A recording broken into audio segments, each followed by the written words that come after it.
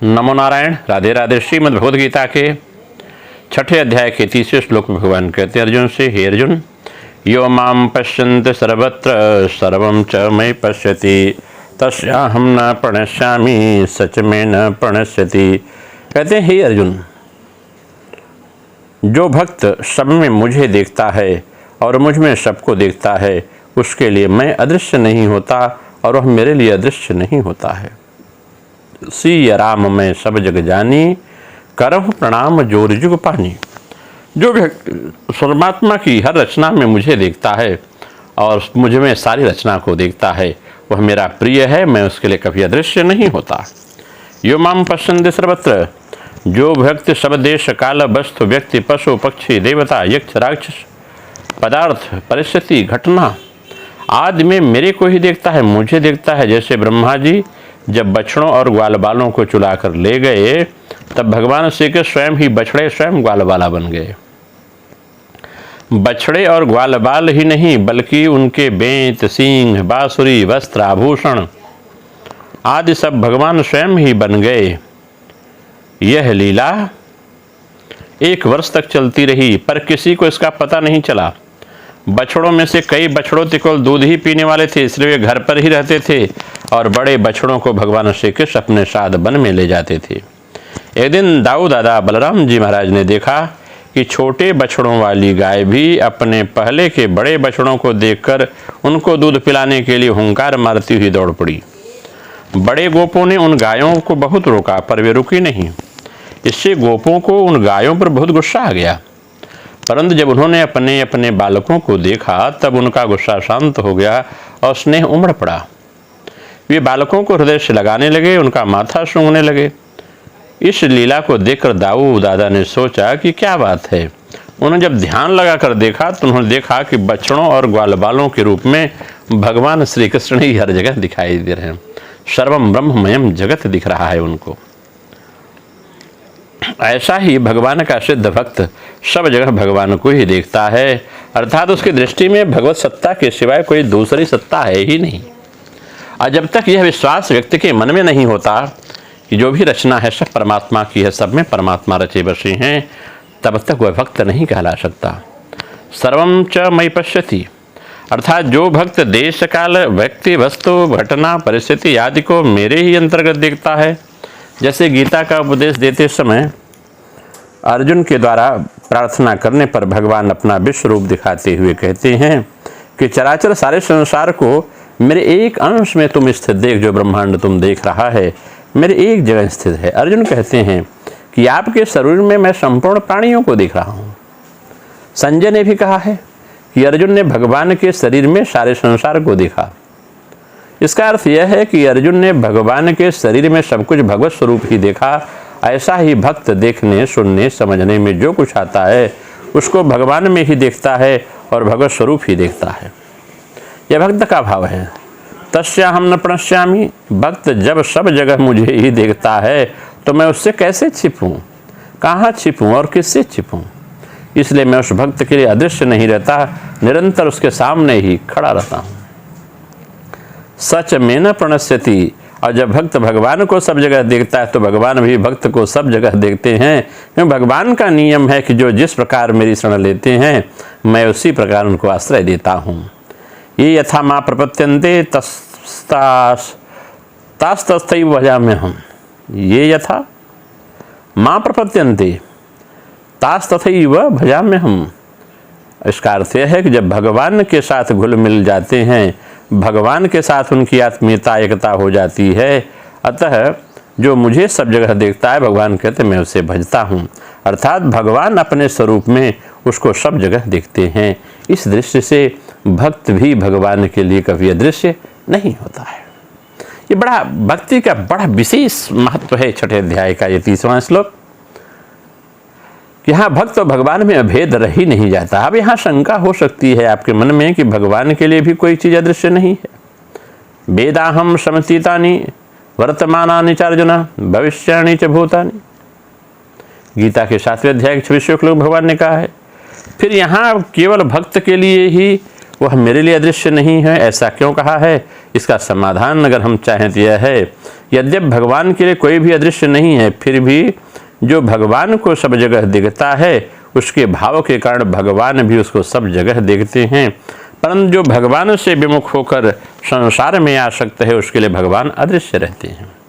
नाहम प्रकाश है सर्वस्व, उस भाव के कारण भगवान सबको दिखते हैं। जिसका भाव नहीं है उसको भगवान अदृश्य देखते हैं, उसको मनुष्य पशु पक्षी इत्यादि के रूप में देखते हैं। लेकिन जो भगवान को सब जगह देखता है सब में भगवान उसे दिखाई देते हैं। कहने का भाव यही रहा कि जिससे अंश से उसका भगवान के प्रति भाव नहीं है उतने अंश से वह भगवान के लिए अदृश्य रहता है। ऐसी ही बात भगवान ने 9 अध्याय में भी चर्चा करी है। हर जगह मैं सब प्राणियों में समान हूँ, न तो कोई मेरा द्वेषी है न तो मेरा कोई प्रिय है, परंतु जो भक्तिपूर्वक मेरा भजन करते हैं वे मेरे में हैं और मैं उनमें हूँ, ऐसा भगवान का कथन है। आत्मज्ञान की बात कहकर जब भगवान परमात्मा की बात करते हैं, ध्यान योग के किसी साधक में ज्ञान के संस्कार रहने से विवेक की मुख्यता रहती है और किसी साधक में भक्ति के संस्कार रहने से श्रद्धा विश्वास की मुख्यता रहती है। अतः ज्ञान के संस्कार वाला ध्यान योगी विवेक पूर्वक आत्मा का अनुभव करता है, भक्ति के संस्कार वाला ध्यान योगी श्रद्धा पूर्वक परमात्मा का अनुभव करता है। साधक पहले परमात्मा को दूर देखता है, फिर नजदीक देखता है, फिर अपने में देखता है और फिर परमात्मा को ही देखता है।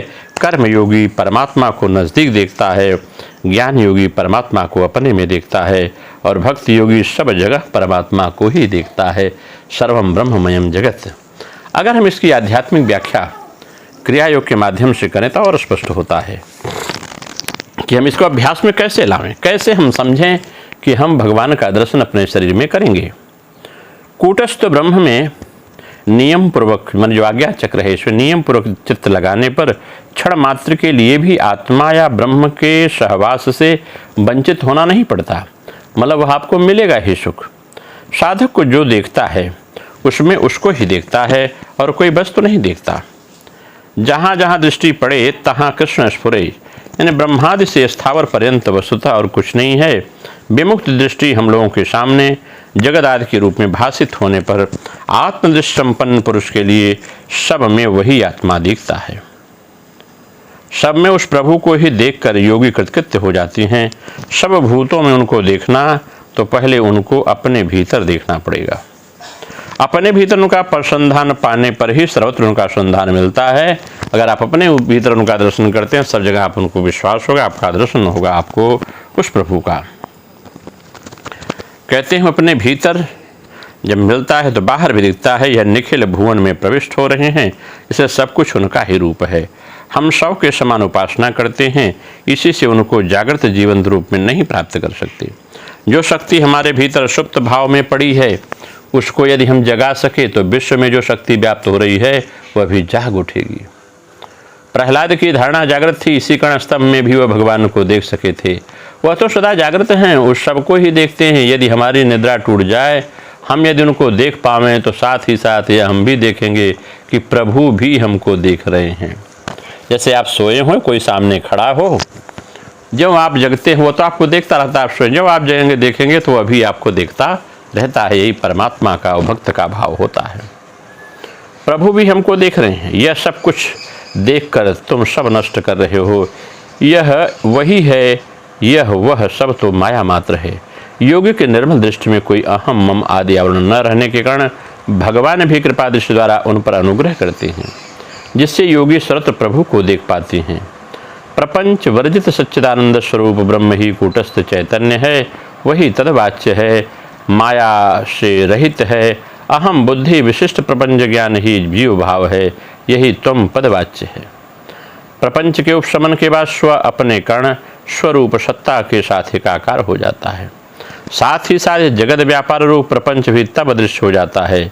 यही पहले अपने अंतःकरण में अनुभव करना पड़ता है, तब बाहर अनुभव होता है इसका। बर्फ पत्थर के समान दिखने पर भी जैसे जल के सिवा कुछ नहीं होता, उसी प्रकार चित्त स्वरूप ही घना होकर जगत के आकार में प्रतीत होता है। अतः आत्मा चैतन्य स्वरूप होकर भी जगदात प्रपंच का कारण स्वरूप है। अतः जगत की ओर दृष्टि होते ही योगी आत्मा को ही समस्त दृश्य प्रपंच के मूल के रूप में देखता है। अतः जगत भाषित होने पर भी उसमें वह ब्रह्म दर्शन ही करता है। प्रतंभरा प्रज्ञा का उदय होने पर अन्य कोई वस्तु का बोध विषय नहीं होता, तब ब्रह्मादि स्थावरांत ब्रह्म के साथ एक हो जाते हैं। जो चैतन्य मन और वाणी से गोचर है, यह दृढ़ भावना के वश हमारी स्थूल दृष्टि के लिए गोचर हो जाता है। जो नहीं है उसका होना ही उसकी माया शक्ति का प्रभाव है। क्रिया की परावस्था में जगत आदि अनंत खंड ज्ञान एक असीम ज्ञान सत्ता में डूब जाते हैं।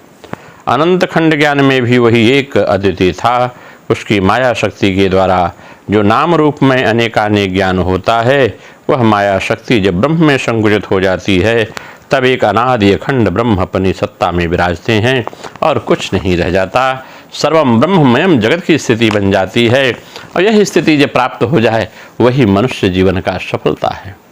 जब मनुष्य सब में परमा, तुझ में राम मुझ में राम, सब में राम समाया है, कर लो बंदे प्यार जगत में कोई नहीं पराया है। जब यह भाव प्रकट हो जाता है, तब सच्चिदानंद का परम प्रिय हो जाता है, उसे ही सायुज्य मिलता है। नमो नारायण। राधे राधे। आप सबका मंगल हो।